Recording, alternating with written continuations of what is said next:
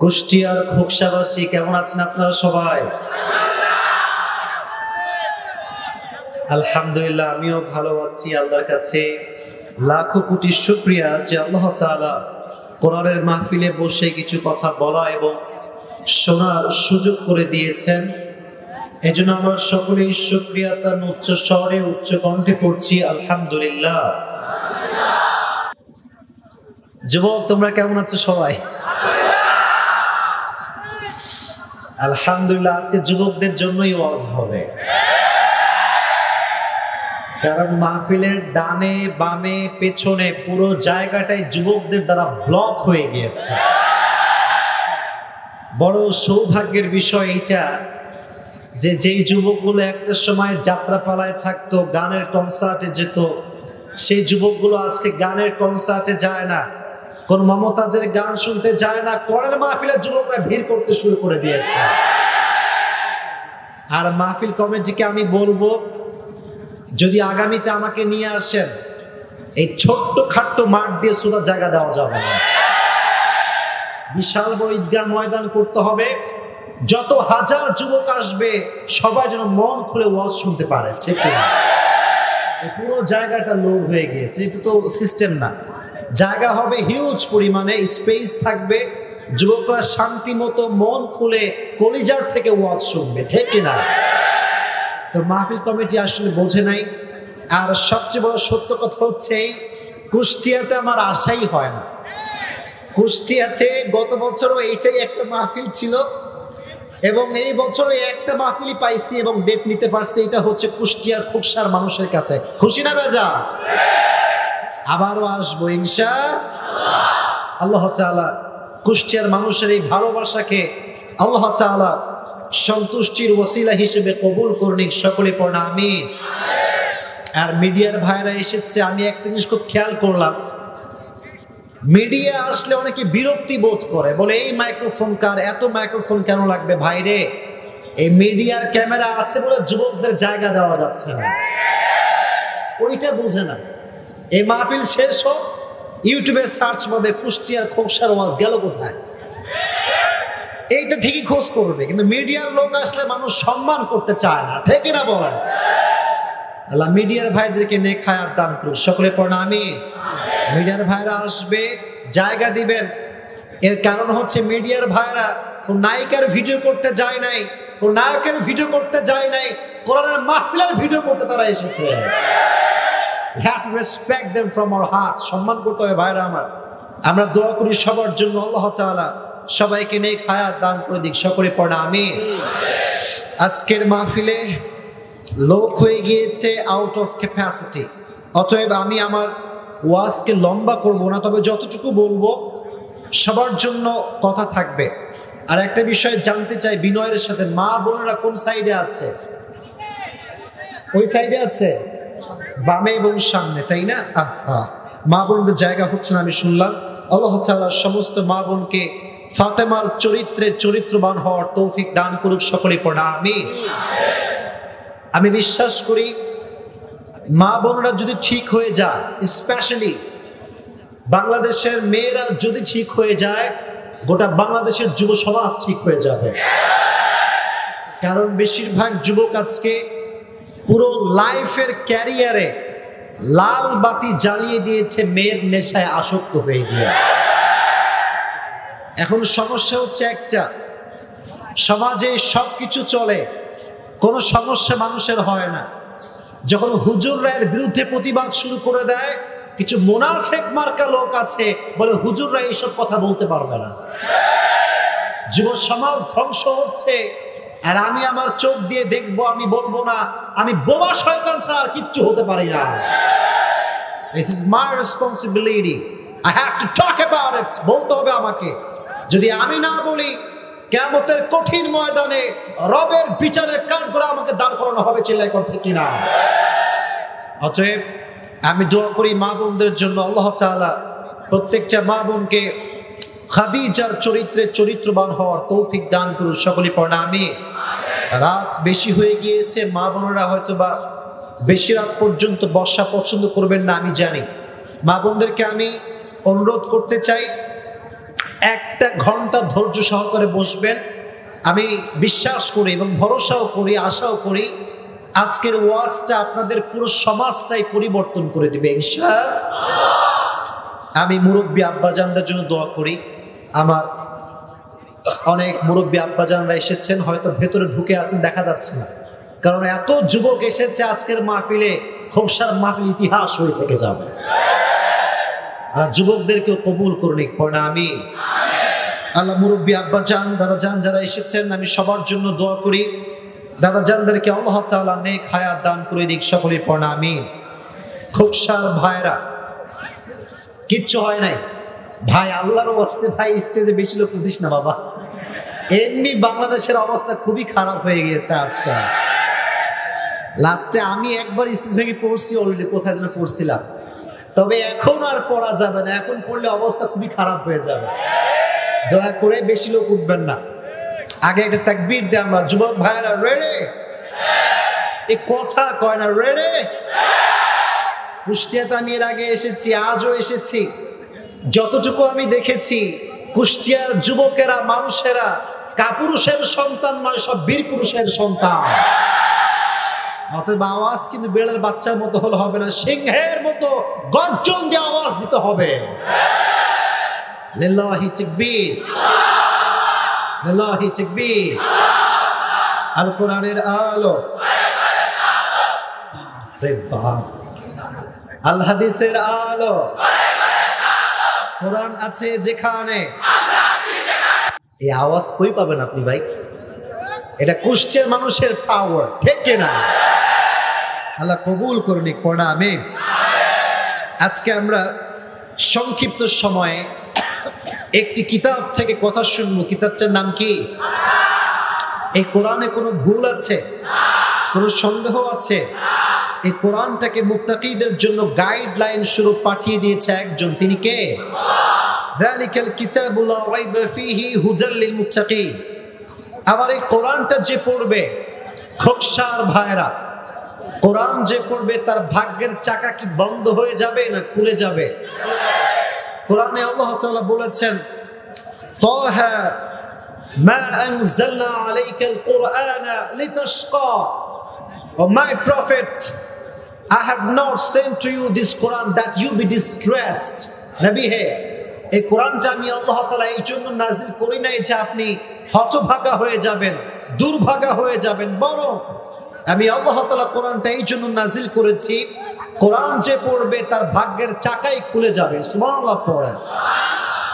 বামের বাবুরা তোমরা কেন এগুলো করছো ভাইরা? ডানের ভাইরা আওয়াজ কেন আপনাদের? আপনারা কি চান আমি ওয়াজ করি? চান আপনারা? শান্ত পরিবেশ লাগবে। আমি একজন মানুষ, বসতে বলবো কোথায়, জায়গায় তো নাই ভাই আমার। আচ্ছা বসে পড়ো, বসে পড়ো তোমরা। ওরা দেখতে পাচ্ছে না আমাকে, বসে পড়ো তোমরা, জায়গা হচ্ছে না, বসে পড়ো। এখানে বসার জায়গা নেই, কি করব ভাই বলেন? আগামীতে জমি জায়গার সব ধান কেটে মাহফিল দেওয়া লাগবে, ঠিক না? দয়া করে এই মাঠে আপনারা মাহফিল আর দিয়েন না। আল্লাহ তাআলা যুবকদেরকে শান্তিপূর্ণ পরিবেশ বজায় রাখার তৌফিক দান করুন, পড়না আমিন।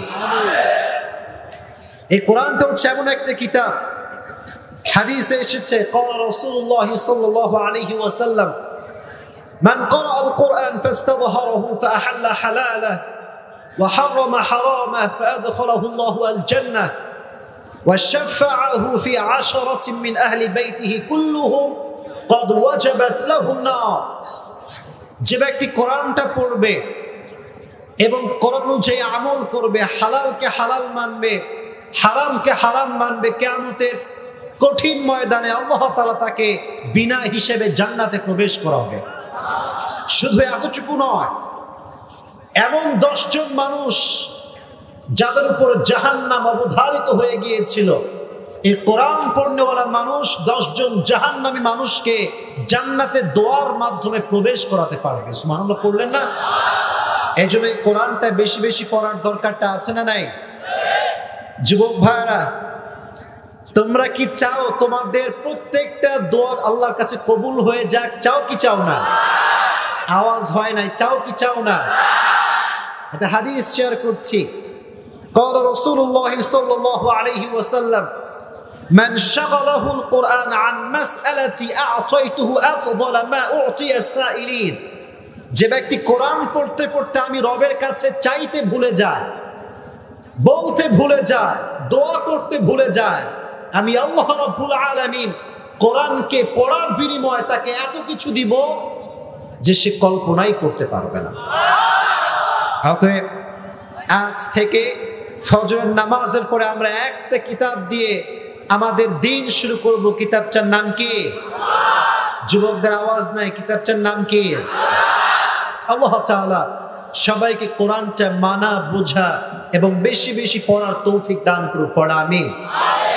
আজকে একটি স্পেসিফিক আয়াত থেকে আমরা তাফসীর শুনবো এবং এরই মাঝে তাফসীরের মাঝেই যুব সমাজের জন্য আমি কিছু কথা আজকে খোকসার মাটিতে বলেই যাব ইনশাআল্লাহ।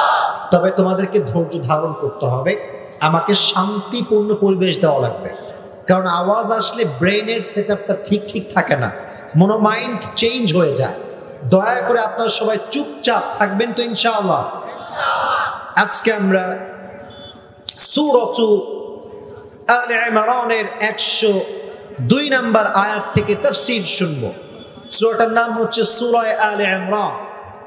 এটা কোরআনের সংখ্যা অনুযায়ী, আয়াতের সূরার সংখ্যা অনুযায়ী 3 নম্বর সূরা। আর যে আয়াত থেকে আমরা কথা শুনবো আয়াতটা হচ্ছে সূরা আলে ইমরানের 102 নম্বর আয়াত। প্রত্যেকটি সূরার মাঝে আল্লাহ তাআলা দুটি করে চ্যাপ্টার রাখেন, একটা হচ্ছে মাক্কি চ্যাপ্টার আর একটা হচ্ছে মাদানী চ্যাপ্টার। সূরা আলে ইমরান থেকে মাদানী জীবনে নাজিল করেছে একজন, আওয়াজ দিয়ে বলেন তিনি কে? আল্লাহ তাআলা বলছেন, ইয়া আইয়ুহাল্লাযীনা আমানু তাকুল্লাহা হাক্কা তুকাতিহি ওয়া লা তামুতুন্না ইল্লা ওয়া আনতুম মুসলিমুন। The first message is Allah subhanahu wa ta'ala said in this ayah, O you who believed, fear your Lord as he should be feared. And the second message is وَلَا تَمُوتُنَّ إِلَّا وَأَنْتُمْ مُسْلِمُونَ. You have to die, but do not die expect as a Muslim. এক নম্বর কথা আল্লাহ তাআলা বলছেন, হে আমার ঈমানদার বান্দারা, রবকে ভয় করো, ভয় করার মতো। শুধুমাত্র ভয় করলে চলবে না, ভয় করার মতো ভয় করার দরকারটা আছে না নাই? 2 নম্বর, যেহেতু মরতেই হবে, প্রকৃতপক্ষের মুসলিম না হয়ে কবরে আসা যাবে না। এটা হচ্ছে 2টা মেসেজ। এই 2টি মেসেজকে আমরা হাদিস থেকে, তাফসীর থেকে হাইলাইট করার চেষ্টা করব ইনশাআল্লাহ। তাফসীর করার জন্য সুন্দর মাইন্ড সেটআপ লাগবে। আপনারা সবার মনোযোগ আছে তো? সবার মনোযোগ আছে? সবার তাকবীর দেন, লিল্লাহি তাকবীর, লিল্লাহি তাকবীর। ইত্তাকুল্লাহ মানে হচ্ছে আল্লাহকে ভয় কর। আল্লাহ তাআলা চাইলে শুধুমাত্র ইত্তাকুল্লাহ এটা বলেই শেষ করতে পারতেন। ওলামা একরাম ভালো বুঝবেন, আল্লাহ তাআলা শুধুমাত্র ইত্তাকুল্লাহ বলেন নাই, আরেকটা সেন্টেন্সকে অ্যাড করেছেন, হাক্কা তুকাতিহি। You have to fear your Lord according to your best level of capacity. সর্বোচ্চ ভয় করতে হবে। এর কারণ আজকে মুসলমানরা বড় ডেঞ্জারাস হয়ে গিয়েছে। মুখে মুখে বলে আমি মুসলিম ঘরের সন্তান, রবের ভয় হৃদয়ে আছে, ঘুষের টাকা 1 পয়সা ছাড় দেয় না।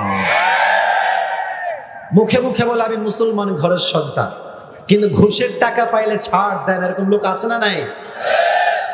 আর এখন তো প্রিয় ভাইরা, এই তাফসীর মাহফিলগুলো রেস্ট্রিক্টেড। আপনি চাইলেও সব কথা বলতে পারবেন না, বাধা আছে না নাই? দেখবেন কিছু কিছু মসজিদ আছে, যে মসজিদের সভাপতি পাক্কা সুদখোর আর ঘুষখোর, কিন্তু সভাপতির পর্যায়ে বসে আছে। এরকম মসজিদ আছে না নাই? যিনি ইমাম সাহেব, তিনি কারো বিরুদ্ধে কথা বলতে পারে না।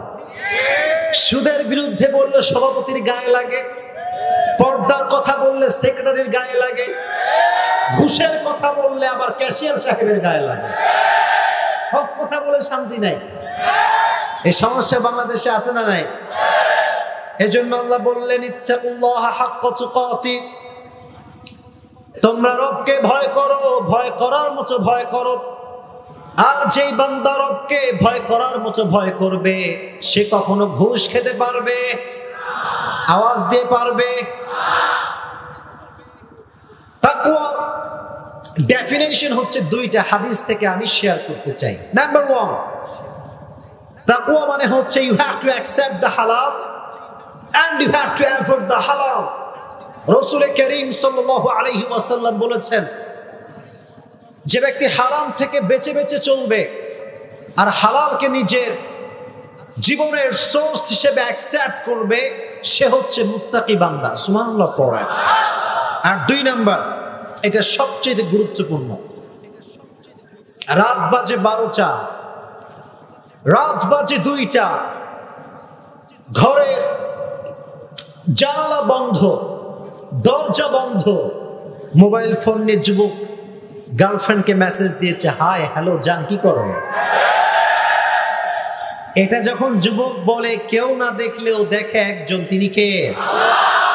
মাশাআল্লাহ। এটা হচ্ছে আল্লাহর ভয়। তুমি পাবলিক প্লেসে করো কিংবা প্রাইভেটলি করো, পৃথিবীর কেউ না দেখলেও তোমাকে আরশে আজিম থেকে দেখে একজন, তিনি কে? আমার এই বিশ্বাস, আমার অগাধ বিশ্বাস, যদি প্রত্যেকটা নারীর হৃদয়ে এই ভয় ঢুকে যায়, আমার আল্লাহ আমাকে দেখছেন, সেই নারী কখনো পর্দা করে বোরকা পরে পার্কে গিয়ে প্রেম করতে পারবে না।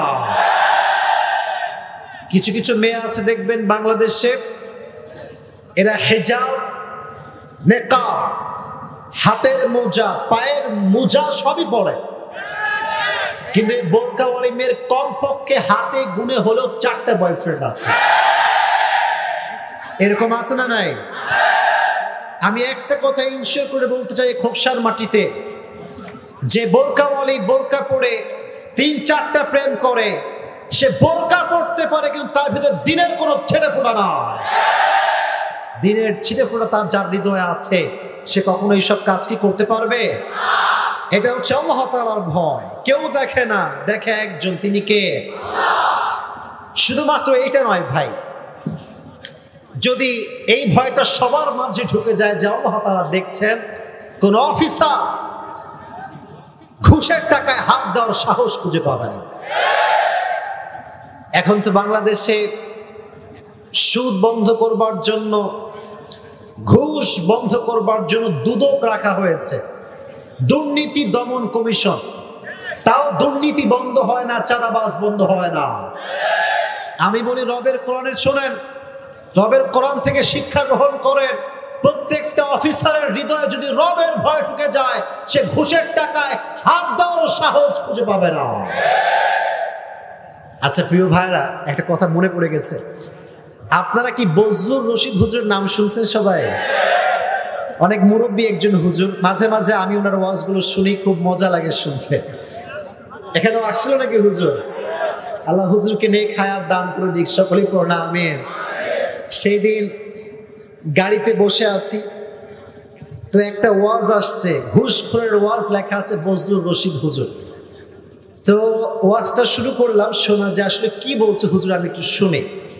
তো যা শুনেছি মনে পড়ে গিয়েছে, বলবো সবাইকে? আওয়াজ নাই, বলবো? এক অফিসার ওযু করবার জন্য মসজিদের সামনে বসে আছে, আসরের নামাজের সময় ওযু করবে বলে হাত গুছাইছে, এমন করে হাতা গুছাইছে ওযু করবার জন্য, পানিও ঢালছে, ওযু করা শুরু করে দিয়েছে। হঠাৎ করে দূর থেকে তার একজন কর্মী আসছে, হাতে একটা বিশাল বড় ব্যাগ, হাতে আছে কি? কথা কোন আছে কি? স্যার ওযু করতে করতে বলছে, কিরে তোর হাতে মিটে কিরে? বলছে, স্যার মাল নিয়ে আসছি, মাল কিনে আসছি। কুষ্টিয়ার খোকসার ভাইরা, মাল মানে কি? এ কথা কয় না কি? স্যার বলছে, বেয়াদব, বেয়াদব কোথাকার, রমজান মাস চলছে, আসরের নামাজ পড়বো বলে ওযু করছি, রমজান মাসে কি ঘুষের টাকা হাত দিয়ে ধরা যায়? পাগলা, টেবিলে ঢুকাইতে, কই ঢুকাই? অফিসার সাহেব, আপনি আসলে অনেক ভালো মানুষ, আসলে মানে আপনার মতো পরহেজগার মানুষ আসলে নাই, আমি বুঝলাম। কিন্তু আপনি মনে করলেন ঢুকাইলে কেউ দেখবে না, বাট কেউ না দেখলেও দেখবে একজন, তিনি কে? এজন্য আল্লাহ বললেন ইত্তাকুল্লাহ হাক্কা তুকাতি। যখন তোমাকে কোন নারী হারাম কাজে ডাকবে, হারাম রিলেশন করতে ডাকবে, তখন তুমি একটা কথা বলবা, ছ্যাঁকা খাইয়া বেকা হতে রাজি না। আর আমি ছ্যাঁকা খাইতে এই জন্য রাজি নই যে আমার হৃদয়ে ভয় আছে একজনের, তিনি কে? যাদের হৃদয়ে আছে আল্লাহর ভয়, তারা কবু পথ ভুলে যায় না। আল্লাহর প্রেম ছাড়া এই দুনিয়ায় কারো কাছে কোনো কিছু চায় না, ঠিক না? আমাদের হৃদয়ে রবের ভয় আছে। এজন্য প্রিয় ভাইরা, তাকওয়া শুধুমাত্র বাস্তবিক লাইফে রাখলেই হবে না। যুবক ভাইরা, তোমরা যখন বিয়ে করবা, আটা সুন্দরীকে বিয়ে করতে হবে না মুত্তাকি মেয়েকে বিয়ে করতে হবে? আমি এটা বললাম এর কারণ আছে। এর কারণ হচ্ছে আমি মেয়েদেরকে আঘাত করতে চাই না। আমি আগে সারেন্ডার করছি। আমার কোনো দুশ্মনী নাই, কোনো মারামারি নাই। তবে যুবক ভাইরা, আমার কথাগুলো একটু অবজার্ভ করবা, যদি ঠিক হয় ঠিক বলবা, না চুপচাপ থাকবা, আমার কোনো আপত্তি নাই। কিছু কিছু মেয়ে আছে দেখবা, তুমি যখন বিয়ের বাড়িতে বিয়ে খেতে যাবা, তোমার চোখ যদি কোনো মেয়ের দিকে ভুলেও পড়ে যায়, তুমি কনফিউজড হয়ে যাবা, এটা কি মানুষ না আটার বস্তা। মানে এটা অবাক করা বিষয়। এই হাতটা মাশাআল্লাহ মানে শ্যামবর্ণের আর কি, চেহারায় যে পরিমাণ আটা মাখে পুরো রূপটাই চেঞ্জ করে ফেলে।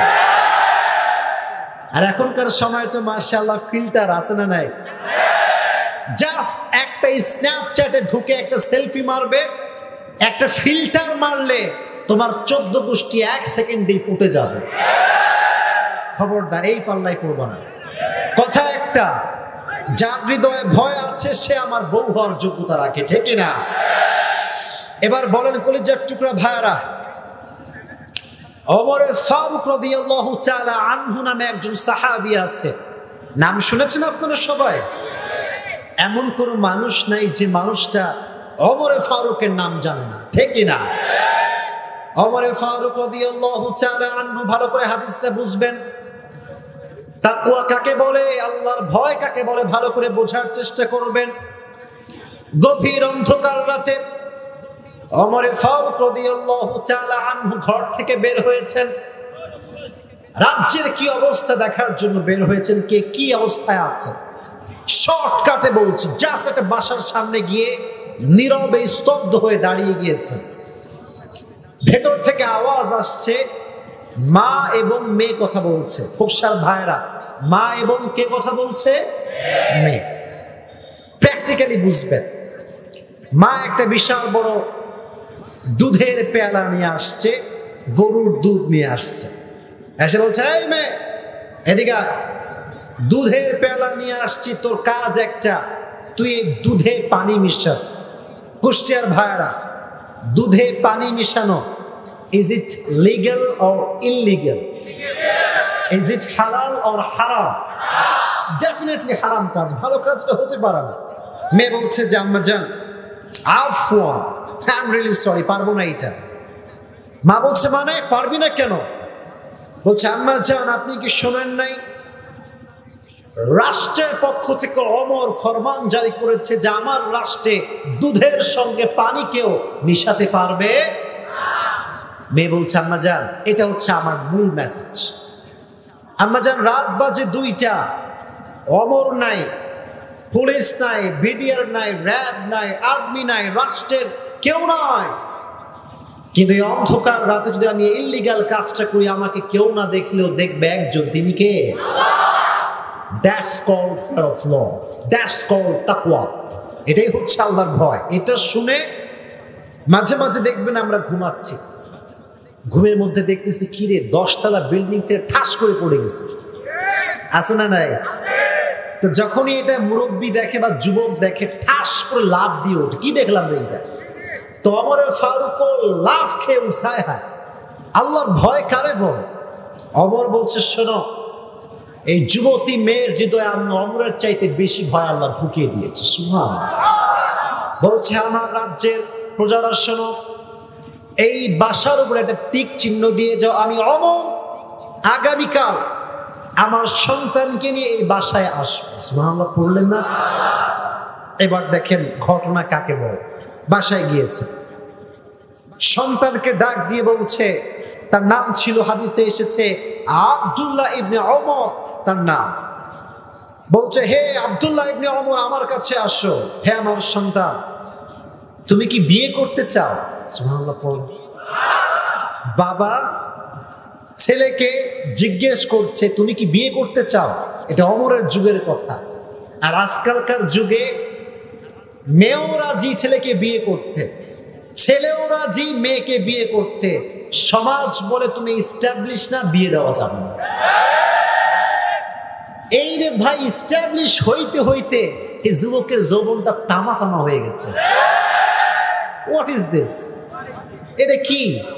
হ্যাঁ, আচ্ছা বলেন তো কলিজার ভাইরা, একটা মেয়ে যদি বাসায় বউ হয়ে আসে, আচ্ছা বাসায় কি এতটাই ভাতের অভাব হয়ে গিয়েছে যে একটা মেয়ে না খেয়ে মরে যাবে? ঠিক কিনা বলে?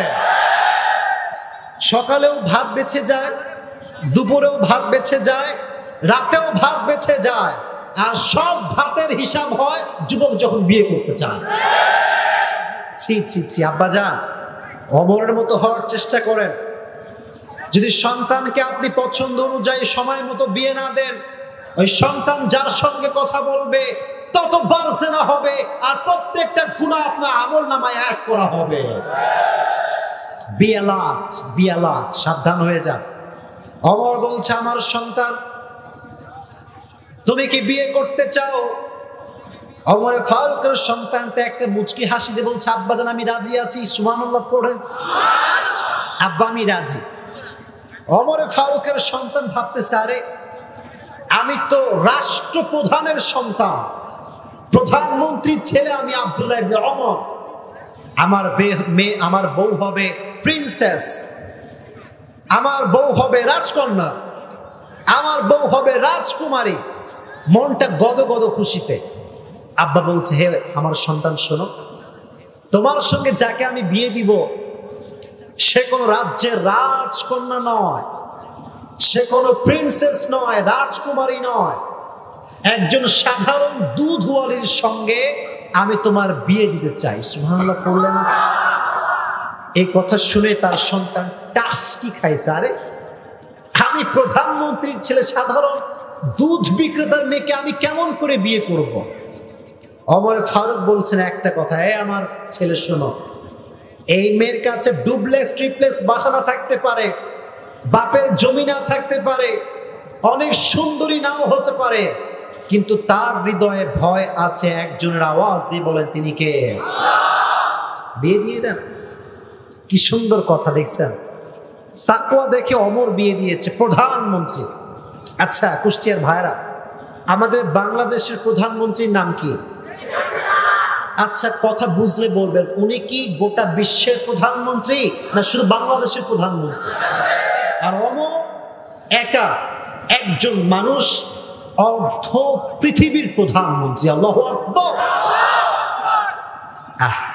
যুবকদের কষ্টের কথা বলতে গেলে বুকটা ফেটে যায়।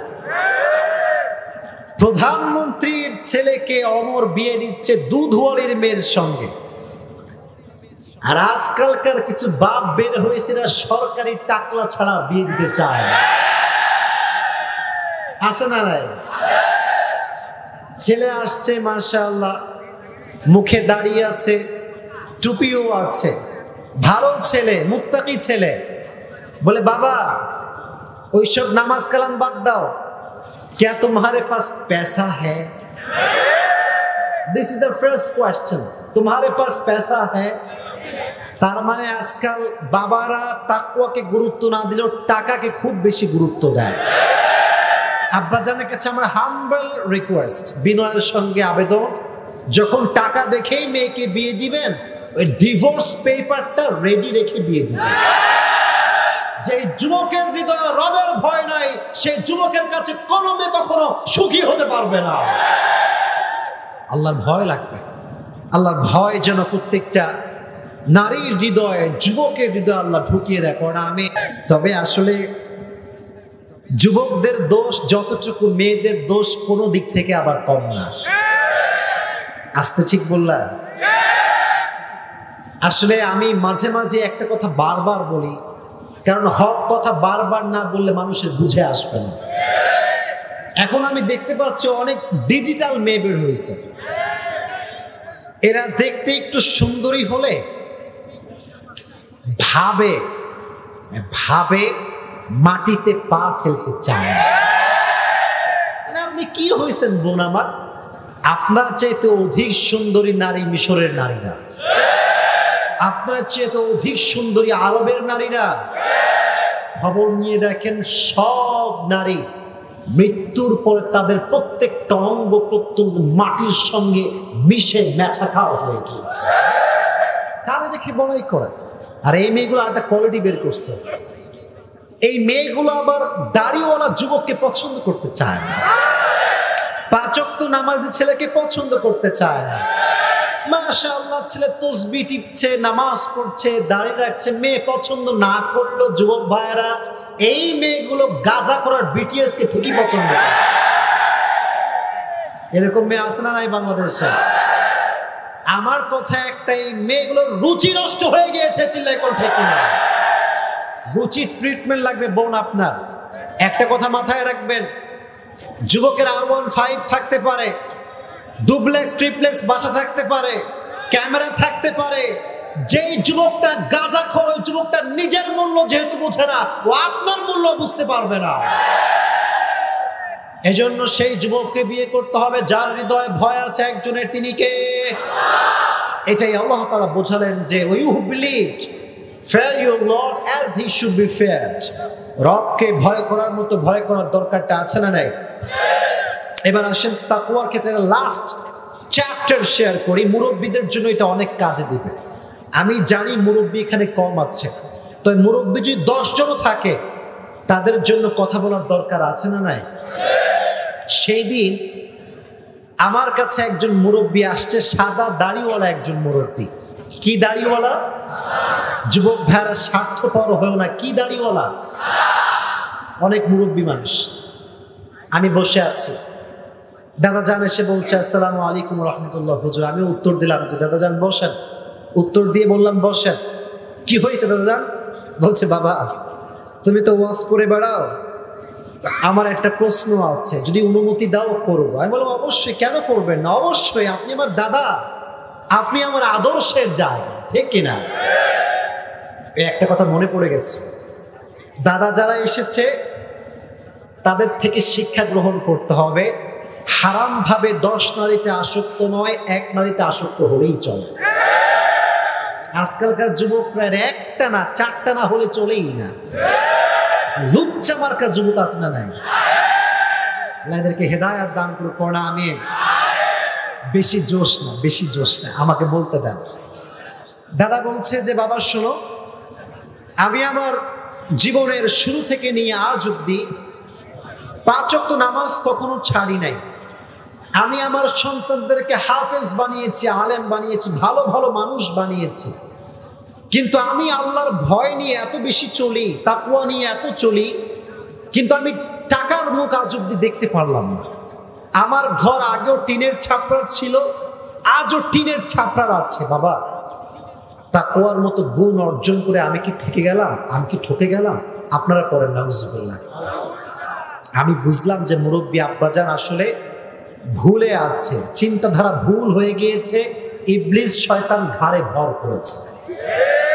আমি বললাম দাদা যান বসেন, আমার পাশে বসেন, আমি আপনাকে বোঝাচ্ছি। মনে রাখবেন, আগে একটা ছোট্ট গল্প শোনায় আপনাকে। বললাম দাদা যান, এক লোকে 2টা প্রাণী ছিল, একটা ছাগল আর একটা গাধা। আমি প্রায় বোঝাবার সাথে এইটা বলে থাকি তাকওয়ার জন্য। তো একদিন ছাগল আর গাধা একসঙ্গে শুয়ে আছে, ঘুমায় আছে। তো একদিন ছাগলও ঘুমায় আছে, গাধাও ঘুমায় আছে। ছাগলটা ঘুম থেকে ঠাস করে লাফ দিয়ে উঠছে, ঘুম থেকে উঠে গাধাকে ডাকছে, গাধাও লাফ দিয়ে উঠছে। কি হইল রে, কি বলবে রে? যখন ঘুম থেকে উঠছে, ছাগল ডাক দিয়ে কয়, গাধা তুই সারা আসলেই একটা গাধা, তুই আসলে একটা কি গাধা। তো গাধার মনটা খারাপ। গাধা বলে, কি রে ছাগল, আমি তো গাধাই, আবার আমার গালি দিস কেন গাধা বলে? বলছে, তুই কি বুঝিস না যে মালিক আমাকে কত ভালোবাসে, আমাকে চা দেয়, কফি দেয়, আমাকে খ্যার দেয়, ভুসি দেয়, আদরের কোনো শেষ নাই, আর তুই গাধা, তোরে শালা খাই লাথি আর গুতা মারে। তো গাধার মনটা খারাপ। তাকওয়ার চ্যাপ্টারটা ভালো করে বুঝতে হবে, এক্সাম্পল দিচ্ছে বোঝাবার স্বার্থে। তো গাধা বলছে, আসলে তুই ঠিকই বলেছিস, আমি আসলেই একটা গাধা। আচ্ছা ছাগল, তুই যে বলছিস মালিক তোরে খুবই ভালোবাসে, আচ্ছা তোরে কি আগের থেকে বেশি ভালোবাসতো না ইদানিং ভালোবাসে? তো ছাগল অনেক চিন্তা করে বলছে, দোস্ত ইদানিং ভালোবাসে, আগে বেশি ভালোবাসতো না। বলছে, পাগলা ইদানিং ভালো কেন বাসে জানিস? বলছে, না তা তো জানি না। বলছে, আরে পাগলা তাকায় দেখ, সামনে কুরবানির চাঁদ উঠছে। কিসের চাঁদ উঠছে? তোরা দিবে যে, তো জনমের খাওয়া খাওয়াচ্ছে, তুই মরলে তোর খাইতে পারবি না, ঠিক কিনা? তো আমি বললাম, মুরব্বী আব্বা যান, আপনার কাছে রবের ভয় আছে। রব আপনাকে টাকা দেয় নাই, বাড়ি দেয় নাই, গাড়ি দেয় নাই, আপনার সন্তান বিদেশে পড়ে নাই, তবে আপনার বন্ধু সুদের টাকায় গাড়ি করেছে, বাড়ি করেছে। মনে রাখবেন, যার হৃদয়ে ভয় নাই ও মরলে কনফার্ম যাবে জাহান্নামে। আর আপনি যদি তাকওয়া নিয়ে মরতে পারেন, 4 নম্বর পারা 6 নম্বর পৃষ্ঠা 2 নম্বর লাইন সূরা আলে ইমরানের 133 নম্বর আয়াত, উইদ্দাত লিল মুত্তাকিন, মুত্তাকি বান্দা মরলে কনফার্ম জান্নাতি। তাহলে সুখে দুঃখে মুত্তাকি বান্দা ভরসা করবে একজনের উপরে, তিনি কে? আচ্ছা ভাই, একটা প্রশ্ন,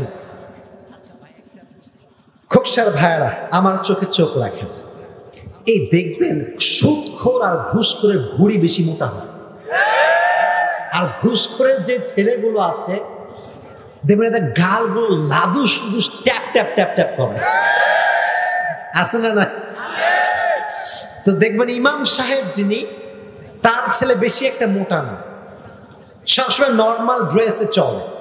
ইমাম সাহেবের গায়ে বেশি একটা গোস্ত আপনি খুঁজে পাবেন না। দেখবেন যে সাধারণভাবে চলে, বেশি একটা ভুঁড়ি মোটা না। তবে হুজুরদেরও কিছু যে ভুঁড়ি মোটা আছে না নাই? বাট দেখবেন যারা মুত্তাকি এক্সেপশনাল, কয়েকটা বাদ দিয়ে বেশিরভাগ দেখতে চিকন চাকন, বেশি একটা মোটা হয় না।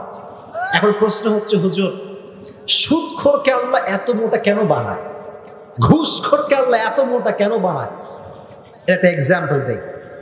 আপনাদের খোকসা বাজারে মনে করেন আজকে রাত 12টার সময় একটা চোর ধরা পড়ছে। কি ধরা পড়ছে? সব যুবকরা এই যেগুলো আসছে লাঠি সোটা নিয়ে সব দৌড়ছে, মারতে হবেই চোররে। ওমা গিয়ে দেখছে হিরো আলম বসে আছে। মানে হিরো আলম মানে হিরো আলম না, মানে বডিটা হিরো আলমের সাইজের মতো, মানে গায়ে গোস্ত কিচ্ছু নেই। আচ্ছা বলেন তো, যে যুবকগুলো মারতে গিয়েছিল ওর বলবে, বাদ দে ভাই, মাফ করে দে, বাদ দে, ও এমনি মরে গিয়েছে, ঠিক না? আচ্ছা, আরেকজন চোর ধরা পড়ছে, যুবকরা সব গিয়েছে, বাচ্চা বাচ্চা পোলাপান তাও দৌড় মারছে। ওরে গিয়ে দেখছে কি টপ্পা টপ্পা গাল রে, আর কি ভুঁড়ি রে, আর বডির সাইজ কি। এই যে বাচ্চাগুলো আছে না, এরাও গিয়ে দেখবে, কারণ গায়ে যত গোস্ত বেশি, মাইরাও শান্তি তত বেশি।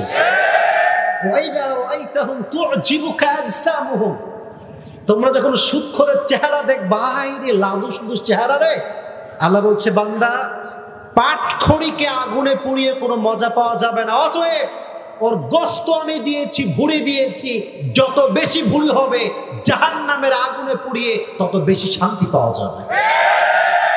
অতএব আপনার হৃদয়ে আল্লাহর ভয় আছে, আপনি কি কাউকে দেখে মন খারাপ করতে পারবেন? বলেন, সুখে দুঃখে ভরসার জায়গা একজন, আওয়াজ দিয়ে বলেন, তিনি কে? আপনারা কি বিরক্ত হয়ে গেছেন প্রিয় ভাইরা? আমি কি দোয়া করে দিব? তাকবীর দেন, লিল্লাহি তাকবীর, লিল্লাহি তাকবীর। আমি তো যুবকদের জন্য এখনো মন খুলে কথা বলতেই পারি নাই। আমাকে আর একটু সময় কি দেওয়া যায়? বলা কি যায়? লিল্লাহি তাকবীর। এমনে লিল্লাহি তাকবীর। আল কোরআনের আলো, আল হাদিসের আলো। কোরআন আছে যেখানে, ওলামা যেখানে। দ্বিতীয় মেসেজটা ছিল এই, যেহেতু কবরে যাওয়াই লাগবে, প্রকৃতপক্ষের মুসলিম না হয়ে কবরে যাওয়া যাবে না। প্রকৃতপক্ষের মুসলিম কেমন করে হওয়া যায়, আমার চোখে চোখ রাখেন তাহলে ওয়ার্ডসটা বুঝে আসবে। এইটা আমার লাস্ট পয়েন্ট। যদি এই ওয়ার্ডসটা কেউ মনোযোগ দিয়ে শুনেন, আমি বলতে পারবো খোকসার মানুষ দোয়া না করে বাসায় ফিরে যায় না। ওয়াদা রাখবেন কি ইনশাআল্লাহ? যুবক ভাইরা তাকাও, এইটা আমার মুখে কি বলেন না কি? ইমানই জবাব দিবেন, মন খুলে সহজভাবে বলবেন। আচ্ছা, আমাকে দাঁড়িয়ে রেখে কি আনস্মার্ট লাগতেছে? খ্যাত লাগতেছে? তো যুবকরা দাঁড়িয়ে রাখতে চায় না কেন? চুলকায়, বদমাইশ কোথাকার, চুলকায়। আসলে চুলকায় না, গার্লফ্রেন্ডের চুলকায়। বেশিরভাগ যুবকরা দেখবেন গার্লফ্রেন্ডের পাল্লায় পড়ে দাড়ি কাটে, আছে না নাই? আমি আগেও বলছি, এখনো বলছি, যেই মেয়ে দাড়িওয়ালা যুবককে পছন্দ করতে চায় না, তার চরিত্রে কোনো ঠিক নাই। তুমি দাড়ি রেখে দাও, দেখবা তোমাকে চরিত্রবান মেয়ে খুঁজতে হবে না, চরিত্রবান মেয়ে এসে তোমার দরজায় নক করতে শুরু করবে। কারণ দাড়িওয়ালা যুবককে দিনহীন মেয়ে পছন্দ করে না, দাড়িওয়ালা যুবককে নাস্তিক মেয়ে পছন্দ করে না, দাড়িওয়ালা যুবককে সেই মেয়ে পছন্দ করে যে তার রবকে মন থেকে ভালোবাসে, নবীকে মন থেকে ভালোবাসে। অতএব, if you want to be a perfect Muslim, then definitely you have to maintain the beard. দাড়ি আছে যা, তাকে প্রকৃতপক্ষের মুসলিম হিসেবে কবুল করে নিবে কে? আল্লাহ। আর একটা বেনিফিট আছে, এই দাড়ি নিয়ে যদি কোনো যুবক কিংবা মুরব্বী মরতে পারে, কবরে যাওয়ার পরে এক্সট্রা করে নিজেকে পরিচয় দেওয়া লাগবে না যে I am from Muslim family. তার দাড়িটাই পরিচয় দিবে সে মুসলিম ঘরের সন্তান, ইহুদির সন্তান সে হতে পারে না। দিস ইজ আওয়ার আইডেন্টিটি, এটা আমাদের পরিচয়। অতএব, if you want to be smart, if you want to be update, if you want to maintain the dashing look, then definitely you have to maintain the beard. ঠিক কিনা বলেন? যার মুখে দাঁড়িয়ে আছে তার মতো স্মার্ট পুরুষ পৃথিবীতে দ্বিতীয় আর কেউ কি হতে পারে? খোকসার ভাইরা, নবীজির মুখে দাড়ি ছিল কি ছিল? নবী কি দেখতে অসুন্দর ছিলেন? আনস্মার্ট ছিলেন? নবীর মতো সুন্দর মানুষ পৃথিবীতে আর দ্বিতীয়টা আর কেউ কি হতে পারে? চাঁদের চেয়ে সুন্দর তুমি, নবী আমার কামলিহি ওয়ালা। সুবহানাল্লাহ পড়ে। দো জাহানের বাদশাহ তুমি, প্যারা নবী সাল্লে আলা। দো জাহানের বাদশাহ তুমি, প্যারা নবী সাল্লে আলা। চাঁদের চেয়ে সুন্দর তুমি, নবী আমার কামলিহি ওয়ালা। ঠিক না? তাহলে দাড়ি যে রাখবে সে প্রকৃতপক্ষের মুসলিম হবে। এবার আসলে আর একটা এক্সাম্পল দেই, আমার চোখে চোখ রাখেন, বলেন তো এই দুইটা কি? মুরব্বীরা কয়, যুবকরা কয় না, এই দুইটা কি? চোখ দিয়ে মাকে দেখি, বাপকে দেখি, উল্টা পাল্টা মেয়ের ভিডিও মোবাইল ফোনে আমরা দেখি। তবে দোষ আমাদের কম, আমাদের দোষ কম, এর কারণ আছে। মেয়েরা, মুরব্বীরা হাসে, কি বলবো, মেয়েরা আজকাল দেখবেন মেয়েরা ইচ্ছা করেই যুবকদের চোখ নষ্ট করবার জন্য জিন্সের প্যান্ট আর টি শার্ট পরে বের হয়। আমরা দেখতে চাই না, সত্যি আমরা ভালো মানুষ, ঠিক কিনা বলেন? আচ্ছা বলেন, আচ্ছা মেয়েরা আবার একটা লজিক দেয়, বলে আমাদের পোশাকে কোনো সমস্যা নেই, তোমাদের চোখের সমস্যা। এই লজিকটা আছে না নাই? এই লজিকটাকে খণ্ডন করে দিয়ে যায় আজকে। মনে করেন আপনাদের কুষ্টিয়ার যে বিশ্ব রোড আছে না নাই? ওখানে আমি আমার গাড়ি নিয়ে গেলাম, বিশাল বড় কার গাড়ি আমি চালাচ্ছি, আমার গাড়ি হচ্ছে মনে করেন 100 উপরে আমার গতি। আমি শুনে এসেছি আজীবন আমার চোখের দোষ, মাইয়াদের পোশাকের কোনো দোষ নাই। এখন সামনে দেখতেছি মাশাআল্লাহ গাড়ি আছে 100তে, আর সুন্দরী একটা মেয়ে রাস্তা পার হচ্ছে, সুন্দর জিন্সের প্যান্ট আর টি শার্ট পরে আছে। এখন যুবক আহাকে করে, যুবক ভাবতেছে যে আয় হায়, শুনে এসেছি চোখের দোষ, মেয়েদের পোশাকের কোনো দোষ নেই, তার মানে চোখ উপরে না নিচে থাকবে, গাড়ি আছে 100তে। যুবক এমনি গাড়ি চালাচ্ছে 100তে আর নিচের দিকে তাকায়, নাউজুবিল্লাহ লা হাওলা ওয়ালা কুওয়াতা। ভাইরে, যুবকের গাড়ি কি রাস্তায় থাকবে না সোজা কবরে গিয়ে ঢুকবে? অতএব বোনেরা আমার, আপনাদের লজিক যদি মানতে হয়, কবরে যাওয়া ছাড়া কোনো গতি আমাদের কাছে না। আর যেই মেয়েগুলো প্রোফাইল পিকচার মাশাআল্লাহ নিজের ছবি না দিলে এদের মনই ভরে না। কুষ্টিয়ায় সব মেয়ে নাই, অন্য জায়গায় থাকতে পারে। আরে নাই, আমার বাড়ি যাওয়া লাগবে না? হ্যাঁ, আমার গাড়ি যেন কেউ না আটকায় দেয়, খবর আছে। কিছু কিছু মেয়ে আছে, এরা নিজে আপলোড দেয়, তা দোষ হয়। যুবক যখন কমেন্ট করে ওয়াও, তখন মেয়েটা রিপ্লাই করে তোর মতো লুচ্চার কেউ হতে পারে না। বল আপনি সংশোধন হয়ে যান, কুষ্টিয়ার যুবকরা সংশোধন হয়ে যাবে। এজন্য ওয়ালা তামুতুন্না ইল্লা ওয়া আনতুম মুসলিমুন, যদি প্রকৃতপক্ষের মুসলিম হতে চান চোখটাকে হেফাজত করবেন একজনের জন্য। আওয়াজ দিয়ে বলেন তিনি কে? আল্লাহ সবাইকে চোখটা হেফাজত করার তৌফিক দান করুন, সকলে পড়েন আমিন। এবার আমি একটা লাস্ট কথা বলবো, তারপরে আমরা দোয়া করবো। তাকবীর দিতে হবে সবাইকে। আগে হাত তুলেন। আচ্ছা আচ্ছা ঠিক আছে, আর একটু লম্বা করবো, সমস্যা নাই। হাত দিয়ে তাকবীর দেন, লিল্লাহি তাকবীর। আল কোরআনের আলো, আল হাদিসের আলো। আচ্ছা, লোকজন যায় না কেন?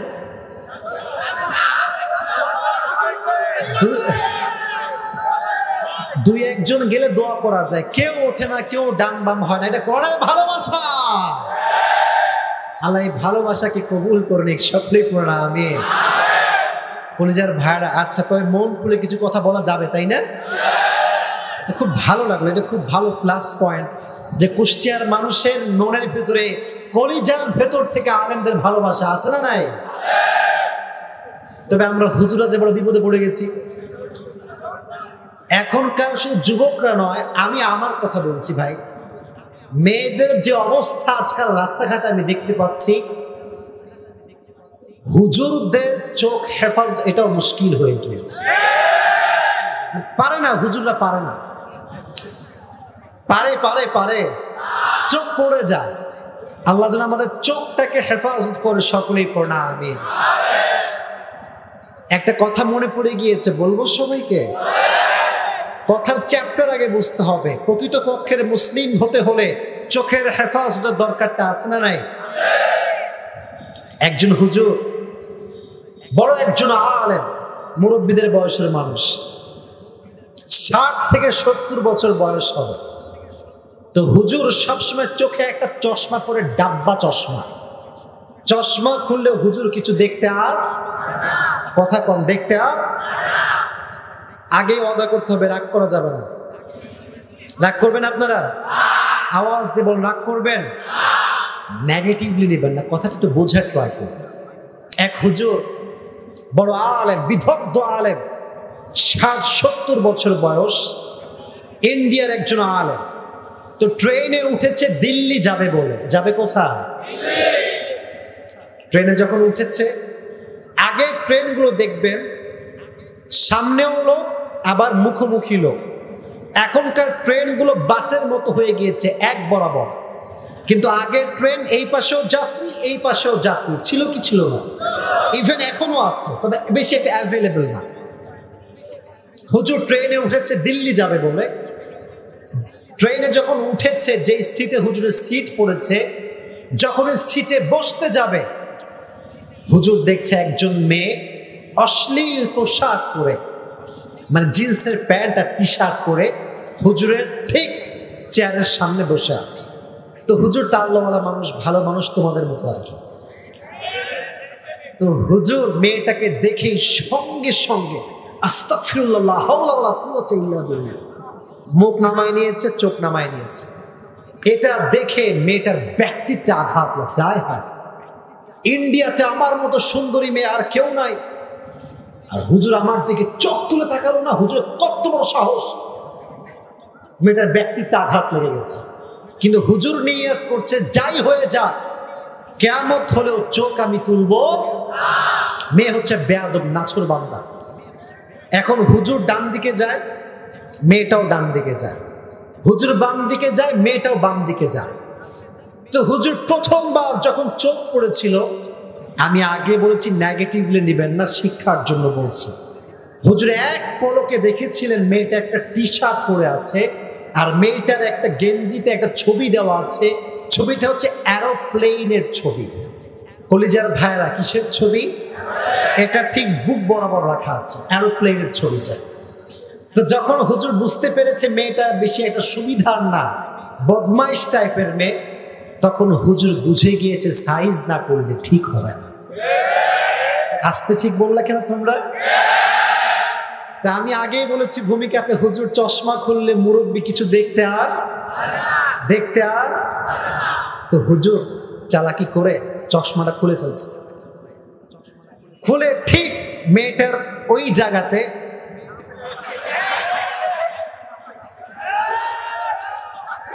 তো মেয়েটা বলছে, মৌলवी साहब ये क्या कर रहे हैं आप, क्या हो रहा है यहाँ पे, ये क्या देख रहे हैं आप? तो হুজুরের চোখের চশমা কিন্তু খোলা। হুজুর বলছেন, मेरे बहन मैं तो एरोप्लेन देख रहा था, আমি তো বিমান দেখছিলাম। মেয়েটা শুনে আরো খেপে গেছে, ये कैसी बात कर रहे हैं आप, जिंदगी में हवाई जहाज कभी देखा नहीं है क्या, ये पहली बार एरोप्लेन देख रहे हैं आप? तो हुजूर ने क्या बोला कि मेरे बहन जिंदगी में एरोप्लेन तो बहुत ही देखा है, लेकिन ऐसी एयरपोर्ट कभी नहीं देखा। এই কথা যখন শুনেছে মেয়েটা লজ্জায় 10 হাত দূরে গিয়ে বসেছে। আর হুজুর যখন এই লেকচারটা দিয়েছেন, উনি বলেছেন কিছু কিছু জায়গা নরম হলে চলে না, এদেরকে সোজা করবার জন্য সাইজ করে দিতে হয়। সব মেয়ে বাংলাদেশে একরকম না।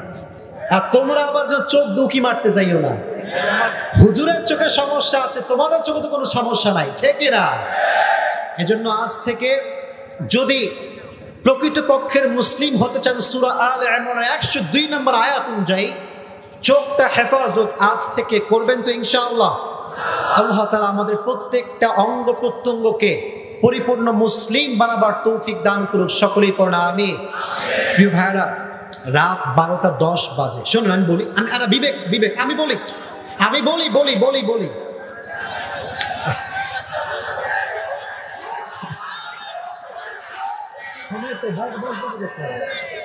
সময় তো 10 বেজে গেছে তো। আচ্ছা, লিল্লাহি তাকবীর। স্টিল রে ভাইরা কি আমার ছাড় দেন নাকি আজকে? আমি যে সুরতুর কিছু দিচ্ছে, তাও ভালো লাগছে শুনতে আপনাদের? আচ্ছা, ওই কয়জন লোক উঠে যাচ্ছে, যে ওই যে কয়জন লোক উঠতেছে, একজন।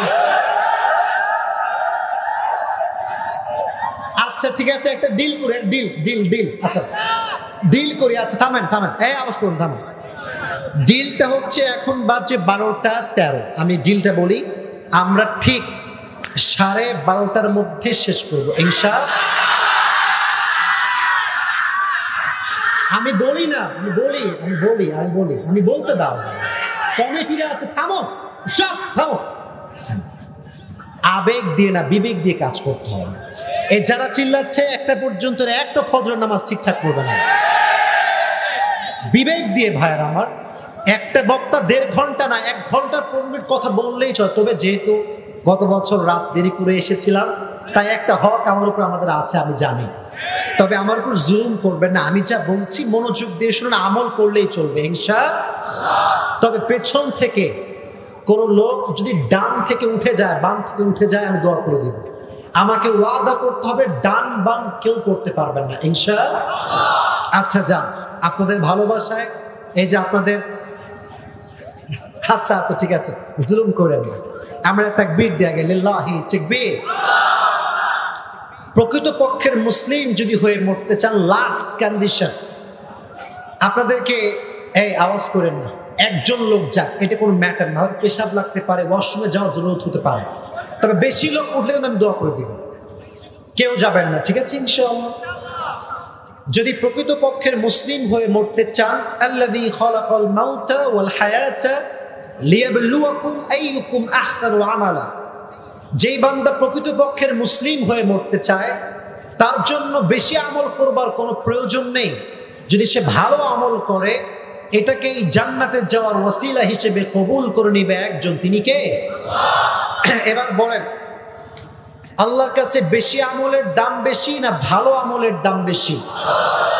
প্রকৃতপক্ষের মুসলিম যদি আমরা হতে চাই আজকের তাফসীর অনুযায়ী, বেশি আমল করতে হবে না যুবক ভাইরা, ভালো আমল করতে হবে। ভালো আমল কাকে বলে? মনে করুন আজকে আপনাদের এখানে মডেল মসজিদ কতটুকু দূরে হবে? মডেল মসজিদ আছে এখানে, মডেল মসজিদ? আচ্ছা, মনে করুন আজকে আমি মডেল মসজিদে গেলাম মাহফিল শেষ করে, ওখানে গিয়ে 70 রাকাত নামাজ পড়লাম, তাহাজ্জুদের নামাজ। যুবক ভাইরা কত রাকাত? কিন্তু আমার ওযু নাই। কি নাই?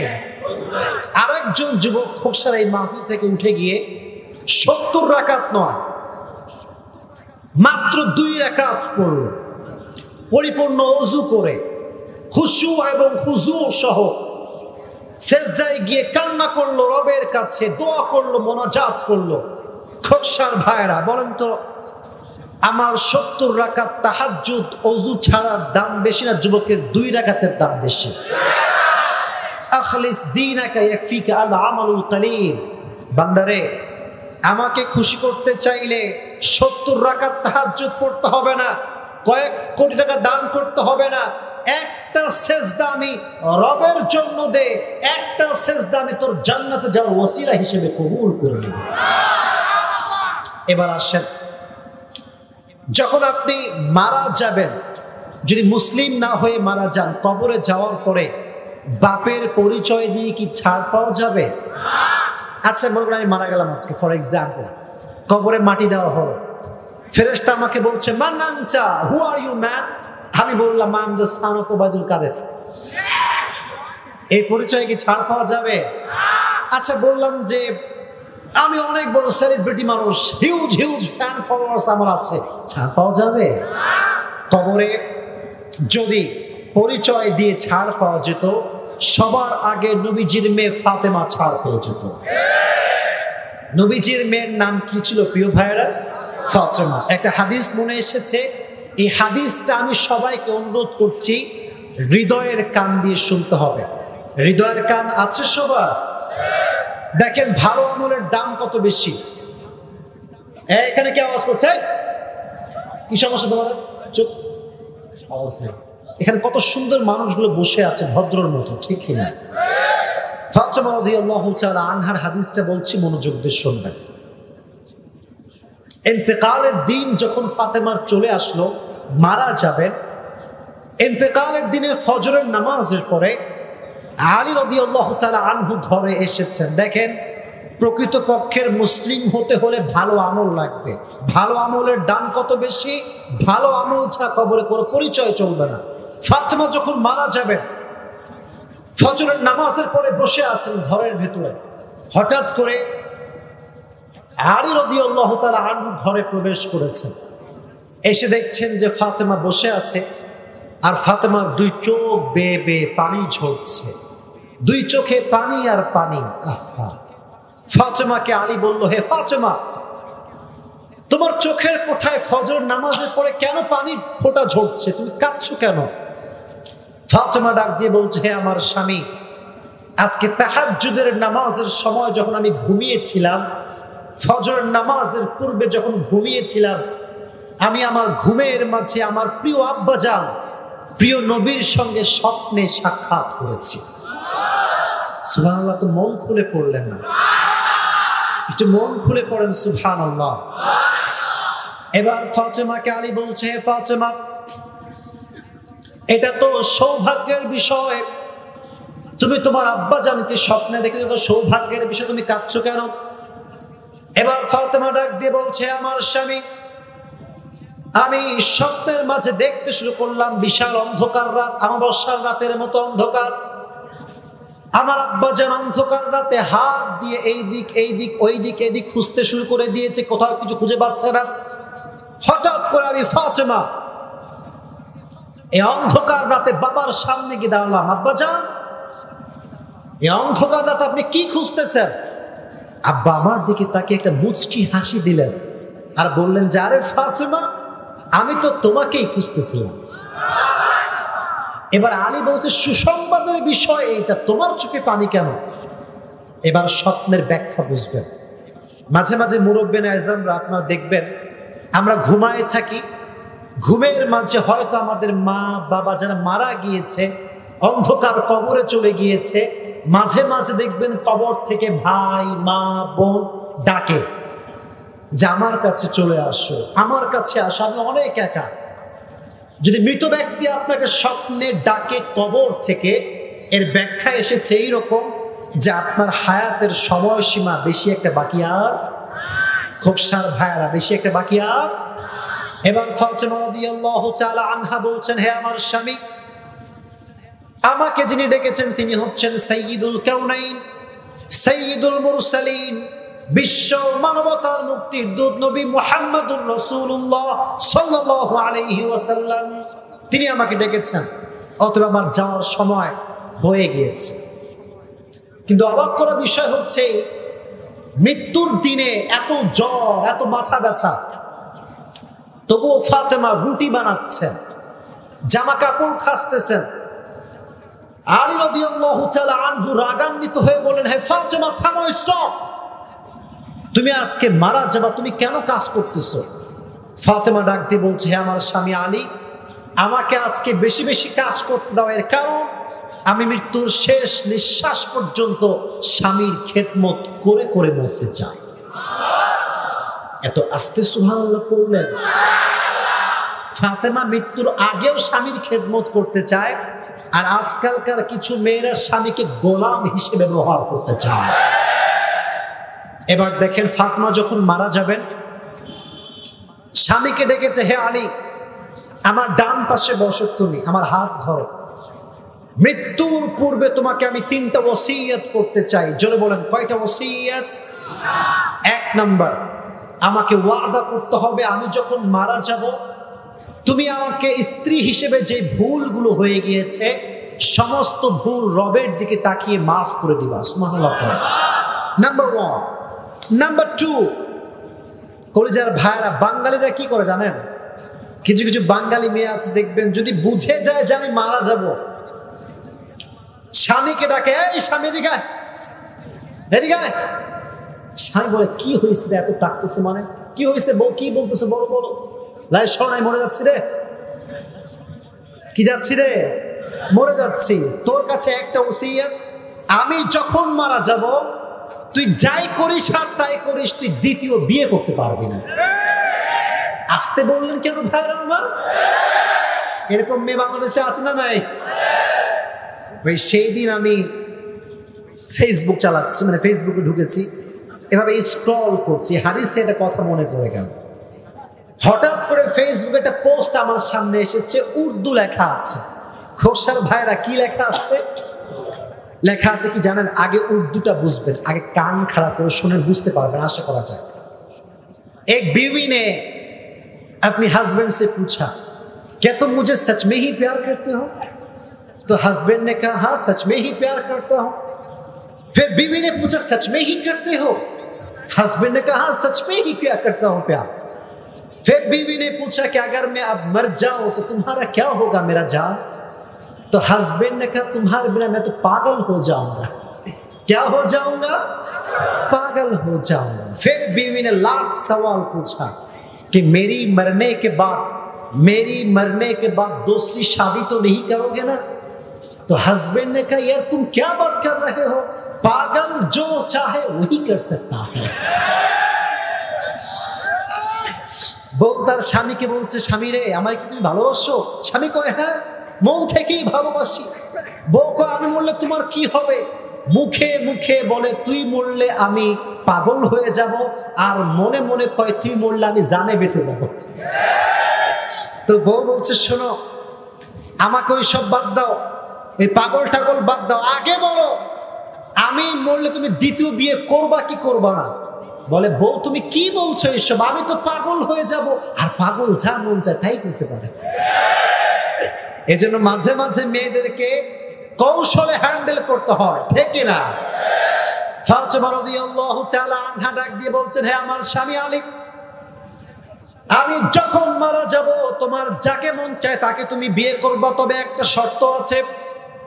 আমাকে আল্লাহ রাব্বুল আলামিন দুইটা সন্তান দিয়েছেন, এক নাম্বার হাসান আর এক নাম্বার হুসাইন।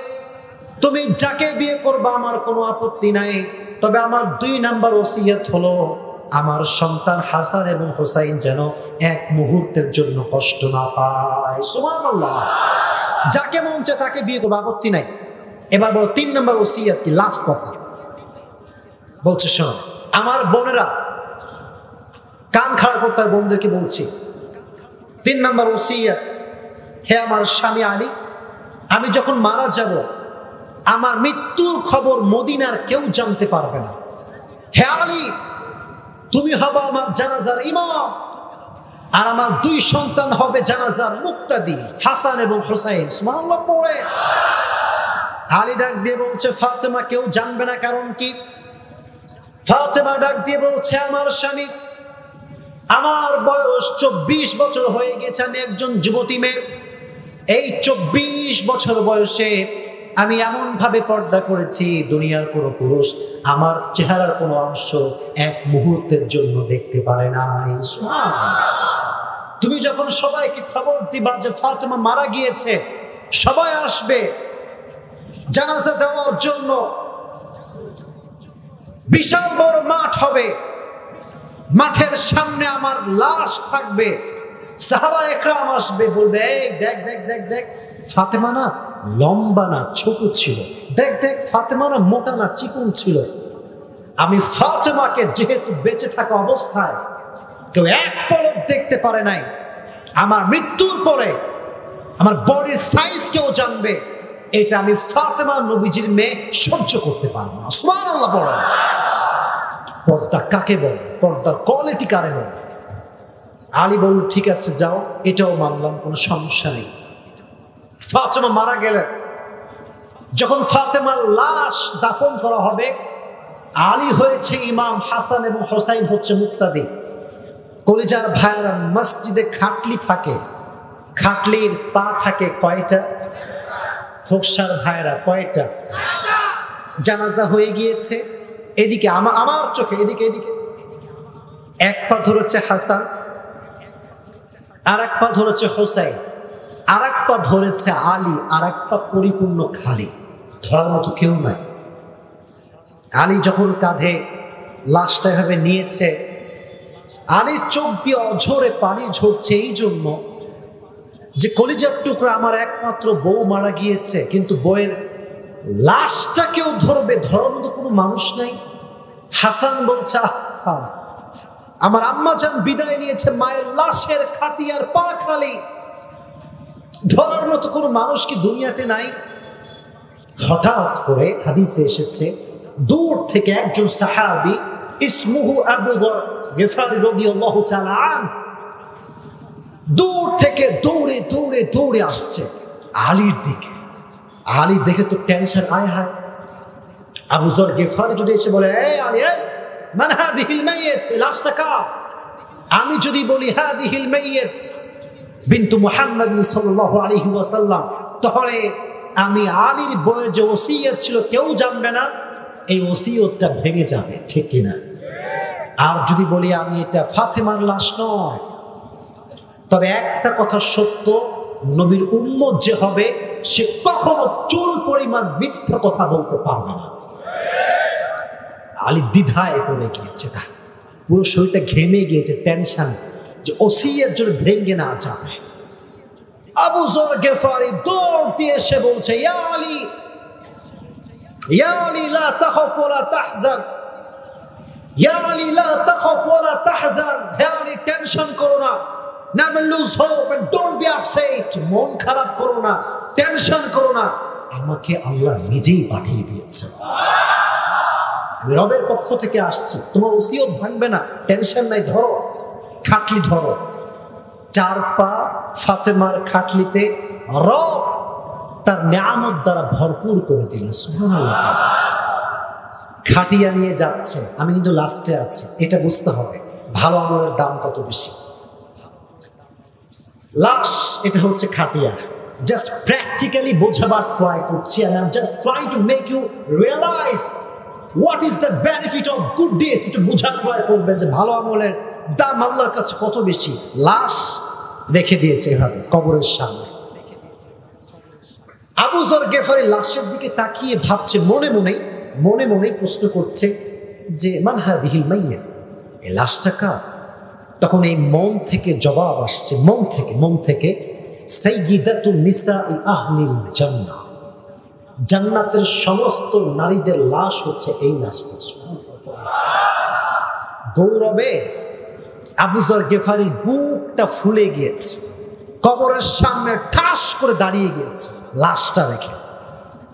হাদিসে এসেছে, ইবারত বলছে হাদিসের, কবরের সামনে দাঁড়িয়ে আবু যর গেফারি জোর গলায় হাসান এবং হুসাইন এবং আলীকে সামনে রেখে বলছে, আতাদরুনাল কবর মান হাদিহিল মাইয়্যিত, আতাদরুনাল কবর মান হাদিহিল মাইয়্যিত। হে কবর, তুমি কি জানো এটা কার লাশ? আমি তোমাকে পরিচয় দিচ্ছি, শোনো। হাদিহিল মাইয়্যিত বিনতু মুহাম্মাদিন সাল্লাল্লাহু আলাইহি ওয়াসাল্লাম, وهذه الميت زوجة علي، وهذه الميت أم الحسنين، والحسين والحسين سيدا شباب أهل الجنة। سبحان الله।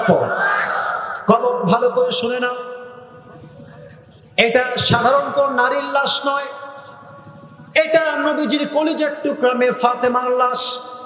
এটা জান্নাতের সমস্ত যুবকদের সর্দার হাসান এবং হুসাইনের মায়ের লাশ। এটা এমন একটা লাশ যাকে আল্লাহর বাগ বলা হয়, সিংহ বলা হয়। আলীর একমাত্র লাশ, আলীর একমাত্র স্ত্রীর লাশ হচ্ছে এটা। সুবহানাল্লাহ পড়ে। এটা সাধারণ কোন নারীর লাশ নয়। অতএব হে কবর, একটা কথা ভালো করে শুনে রাখ, তুই কার সঙ্গে কি ব্যবহার করবে এটা আমি আবু যর গেফারি জানি না, তোর খবরদার ফাতেমার সঙ্গে যেন খারাপ ব্যবহার না করা হয়, খবরদার। আবু যর গেফারিকে কথা শোনার পরে আবু যর গেফারির থেকে কবরের জবানকে আল্লাহ তার হুকুম দ্বারা খুলে দিলেন। একটু মন খুলে আরেকবার পড়েন সুবহানাল্লাহ। এবার কবর থেকে আওয়াজ আসছে, ইয়া আবা যর গেফারি, ইয়া আবা যর গেফারি, হাযাল কবর লাইসা বাইতু নাসাবিন ওয়ালা হাসাবিন, ইয়া আবা যর গেফারি হাযাল কবর লাইসা বাইতু নাসাবিন ওয়ালা হাসাবিন। হে আবু যর গেফারি শোনো, এটা 3.5 হাত মাটির ঘর। এটা এমন একটা ঘর যেখানে কোন নেতার পরিচয় চলে না, বাপের পরিচয় চলে না, মায়ের পরিচয় চলে না, টাকার পরিচয় চলে না, জনপ্রিয়তার পরিচয় চলে না, কে কোন পীরের মুরিদ পরিচয় চলে না। এই কবর তাকেই জান্নাত দিবে যার কাছে আছে ভালো আমল। চিল্লায় কোন ঠিক কিনা? এটাই হচ্ছে ভালো আমলের দাম। তো ফাতেমা যদি ভালো আমল ছাড়া কবরের প্রশ্ন থেকে ছাড় না পায়, then who are you and who am I? তুমি কে, আমি কে? আমাদের কোনো পরিচয় কবরে কাজে আসবে না যদি ভালো আমল না থাকে। আওয়াজ দিয়ে বলেন ঠিক কিনা? এজন্য আল্লাহ তাআলা বললেন, ওয়ালা তামুতুন্না ইল্লা ওয়া আনতুম মুসলিমুন। প্রকৃত পক্ষের মুসলিম না হয়ে কবরে এসো না। প্রকৃত পক্ষের মুসলিম কেমন করে হতে পারি? How can we be a perfect Muslim? আল্লাযী খালাকাল মাউতা ওয়াল হায়াতা লিয়াবলুয়াকুম আইয়ুকুম আহসানু আমালা। সূরাতুল মুলক 29 পারার 1 নম্বর পৃষ্ঠায় অবস্থিত সূরা মুলকের 2 নম্বর আয়াতে আল্লাহ তাআলা বলছেন, জীবন এবং মরণের মাঝে যে ব্যক্তি ভালো আমল করে মরতে পারবে, আল্লাহ তাআলা তাকে প্রকৃত পক্ষের মুসলিম হিসেবে কবুল তো করবেই করবে, তার জন্য আল্লাহ তাআলা জান্নাতের ফয়সালাও করে দিবে। সুবহানাল্লাহ। এজন্য আজকে আমরা যা যা শুনেছি, বাস্তবসম্মত কথা শুনেছি, আমরা নিয়ত করছি আমরা সবাই এই অনুযায়ী আমল করব ইনশাআল্লাহ। একজন লোক উঠে কেন? হ্যাঁ বসো, দোয়া করে যেতে হবে, বসো। খবরদার, এই স্বার্থপর মানুষ দোয়া শেষ না করতেই ওয়াজ উঠে যায়, লোক আসলে নাই।